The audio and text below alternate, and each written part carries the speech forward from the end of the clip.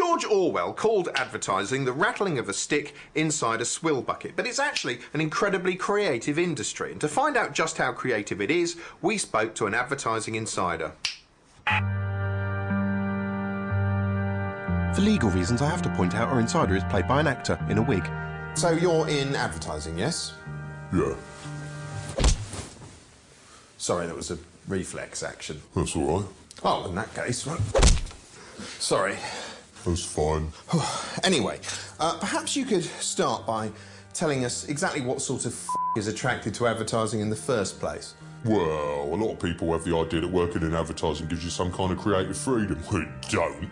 They siphon off any interesting thoughts you might have and use them all to sell boring everyday household objects like cat food. So any creativity is hamstrung?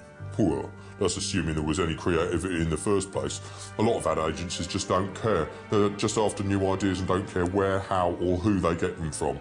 Now, for the most part, advertising creative means person who spends a long time on the internet every day looking for other people's cool ideas that can be stolen and used to sell stuff. Clients, what are they like? They're the least creative people in the industry. They're the number crunchers, the marketing types. They understand branding, market share and little else. And would they actually come on a shoot? Fuck yeah.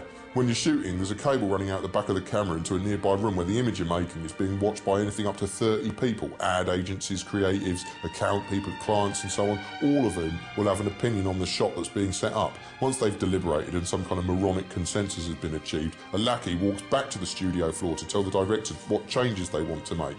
It's a bit like trying to write a book while the editor, publisher and printer stand over your shoulder, nudging your arm and saying, don't push that key, push that one, no, that one.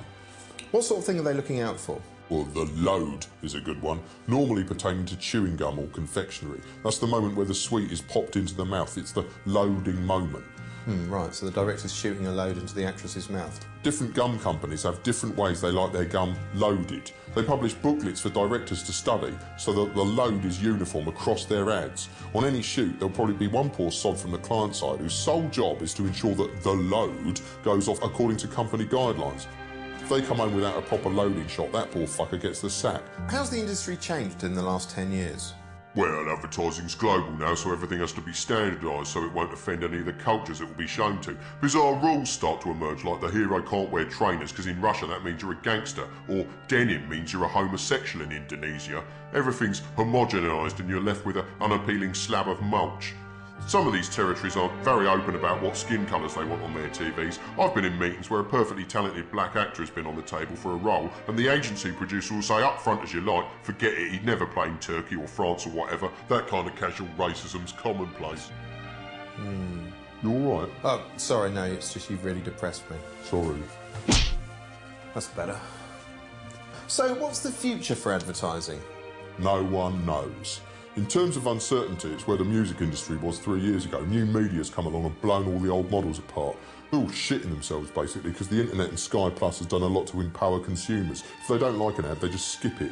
Even 10 years ago, you had a captive audience during the commercial break. Not anymore.